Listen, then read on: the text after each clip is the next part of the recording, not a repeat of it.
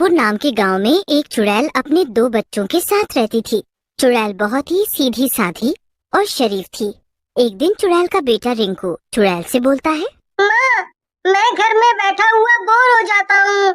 कोई हमारे साथ खेलता क्यों नहीं है? बेटा, वो इसलिए कि हम चुड़ैल हैं। लोग हमसे डरते हैं, इसीलिए कोई भी हमारे साथ रहना पसंद नहीं करता। चुड़ैल की बात सुनकर चुड़ैल की बेटी रानी बोलती है, माँ, लेकिन इसमें हम दोनों की क्या गलती है? मैं रोज देखती हूँ पड़ोस में रहने वाली सारी लड़कियाँ स्कूल जाती हैं, पढ़ती हैं, लेकिन हम वो सब कुछ नहीं कर पाते हैं। रानी की बात सुनकर चुड़ैल बोलती है, बेटी, तुम्हारी बात तो सही है, लेकिन अभी तुम्हारी इस बात का मेरे पास कोई जवाब नहीं है। जब तुम दोनों बड़े हो जाओगे तो तुम्हें तुम्हारी बातों का जवाब मिल जाएगा। चलो अब सो जाओ। फिर चुड़ैल रानी और रिंकू को सुला देती है और बैठे बैठे सोचती है, अब भला मैं इन दोनों को कैसे समझाऊं कि लोग इनसे क्यों बात नहीं करते। भगवान करे इन दोनों को ये बातें जल्दी समझ में आए कि ये लोग आम इंसान नहीं बल्कि चुड़ैल है। अगली सुबह चुड़ैल उठती है और रानी और रिंकू से कहती है, बेटा, मैं खाने की तलाश में जा रही हूँ, लेकिन तुम दोनों घर पर ही रहना, कहीं इधर उधर मत जाना। फिर चुड़ैल रानी और रिंकू को समझाकर वहाँ से निकल जाती है। चुड़ैल के जाने के बाद रानी रिंकू से कहती है, रिंकू, माँ तो यहाँ से चली गई है, हम दोनों अब यहाँ अकेले हैं। मैं तो कहती हूँ रिंकू, एक बार स्कूल चलते हैं और अंदर से देखते हैं।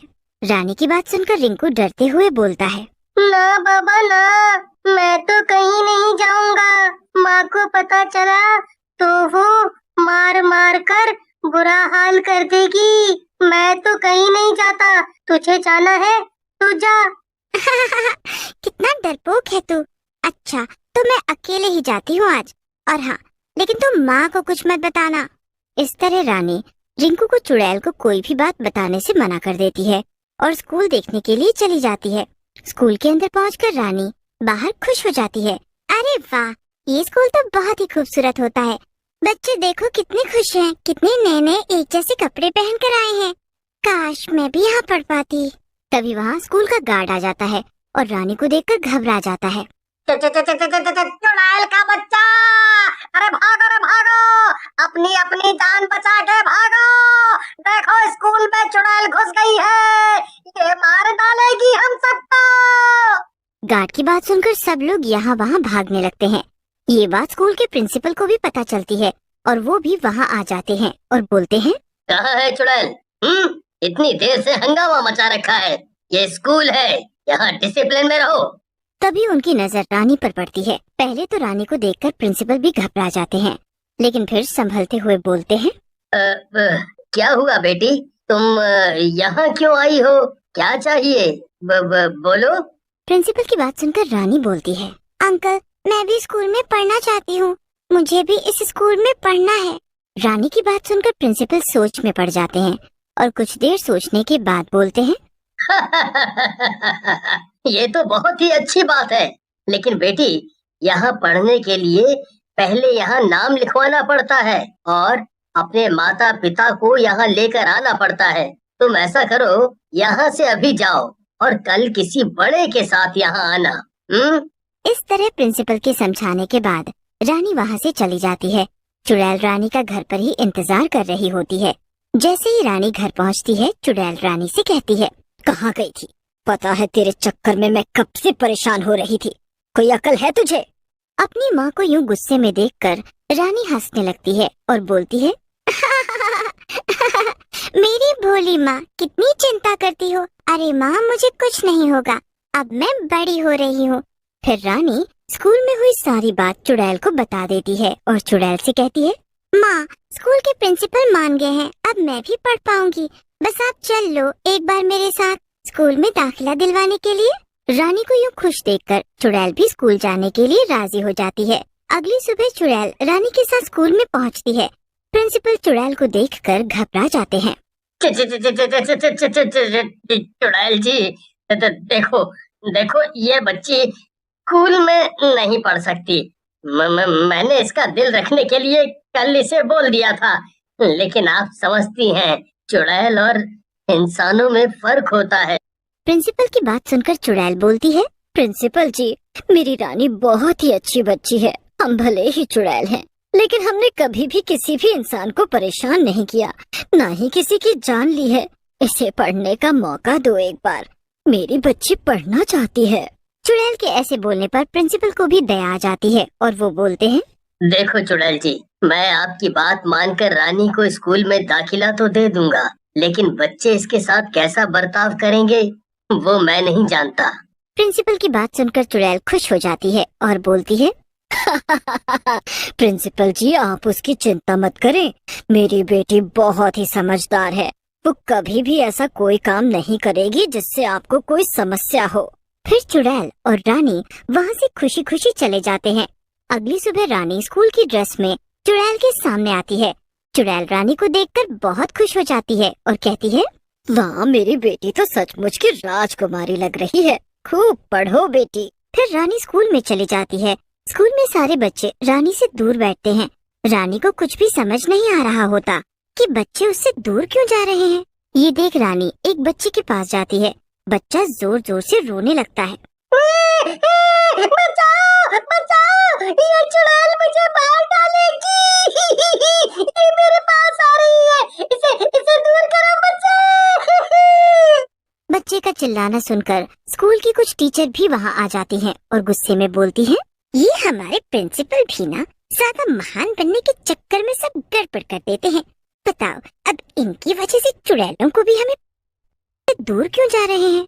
ये देख रानी एक बच्चे के पास जाती है। बच्चा जोर जोर से रोने लगता है। बचाओ, बचाओ, ये चुड़ैल मुझे मार डालेगी। ये मेरे पास आ रही है, इसे दूर करो बच्चे।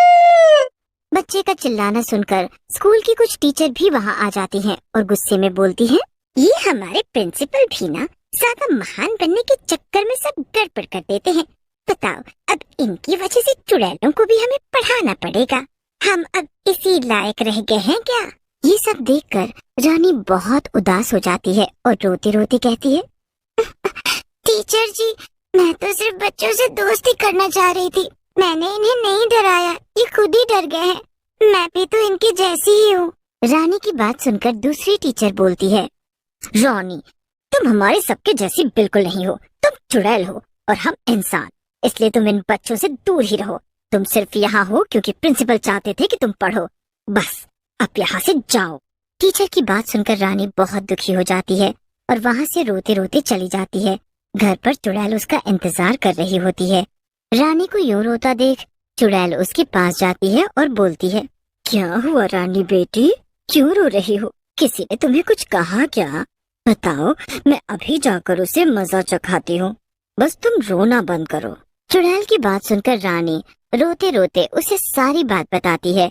ये सुनकर चुड़ैल गुस्से में आ जाती है और गुस्से में बोलती है, मेरी प्यारी बेटी को रुलाया। मैं इन दुष्टों को छोड़ूंगी नहीं, कल ही इन्हें मजा चखाऊंगी। अगर हम चुड़ैल हैं तो क्या हुआ, हमने किसी का कुछ भी नहीं बिगाड़ा। लगता है इन दुष्टों को चुड़ैल की ताकत दिखानी ही हो। अगली सुबह चुड़ैल रानी के साथ उसके स्कूल जाती है। चुड़ैल गुस्से में और भयानक लग रही होती है। उसे देखकर सब घबरा रहे होते हैं। चुड़ैल रानी की स्कूल टीचर के पास जाती है और उसे गर्दन से पकड़कर उठा लेती है। तुम्हें शर्म नहीं आती? तुम तो टीचर हो, तुम्हें तो बच्चों को सही राह देनी चाहिए, लेकिन तुम लोग ही उनका अपमान करने लगते हो। मैं तुम्हें नहीं छोड़ूंगी। तब तक वहाँ स्कूल के प्रिंसिपल आ जाते हैं और चुड़ैल को बोलते हैं, नहीं, रुक जाइए चुड़ैल जी, अगर कोई गलत है तो आपको भी गलत नहीं करना चाहिए। मैं टीचर की जगह आपसे माफी मांगता हूँ, इन्हें छोड़ दीजिए। प्रिंसिपल के कहने पर चुड़ैल टीचर को छोड़ देती है, लेकिन तभी स्कूल के एक कमरे में आग लग जाती है और वहाँ बहुत से बच्चे फंस जाते हैं। अरे अरे, कोई उन बच्चों को बचाओ, वो मर जाएंगे, कोई बचा लो। ये सब देख रानी क्लासरूम के अंदर घुस जाती है और अपनी चुड़ैल की शक्तियों से सब बच्चों को बचा लेती है। सारे बच्चे रानी को घेर लेते हैं और उसका धन्यवाद करने लगते हैं। मुझे धन्यवाद क्यों कर रहे हो? मैं तो तुम्हारी दोस्त हूँ और तुम्हारी जान बचाना मेरा फर्ज है। सारे बच्चे रानी को अपना दोस्त बना लेते हैं। ये देख रानी की टीचर चुड़ैल के पास जाती है और रोते हुए बोलती है, मुझे माफ कर दो चुड़ैल जी, मैं गलत थी। बच्चा बच्चा ही होता है, वो किसी का भी हो, आगे से रानी हमारी भी बेटी है। यही तो मैं सुनना चाह रही थी। मेरी रानी है ही इतनी प्यारी। अब मैं चलती हूँ, ये स्कूल टाइम है। ऐसा कहकर चुड़ैल वहाँ से चली जाती है।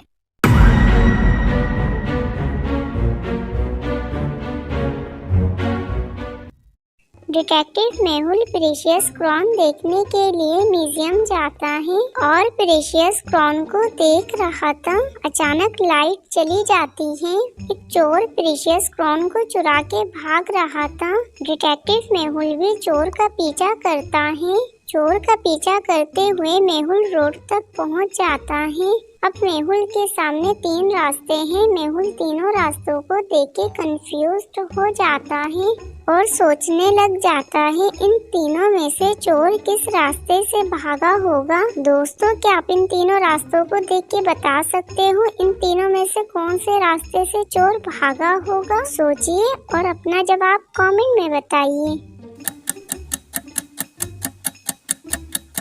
इन तीनों रास्ते में से चोर ऑप्शन ए, बी वाले रास्ते से नहीं गया होगा, क्योंकि इन दोनों रास्ते में शूज के निशान मौजूद हैं, जबकि चोर ने कोई शूज वियर नहीं किया था। इसका मतलब चोर ऑप्शन 3 वाले रास्ते से गया होगा।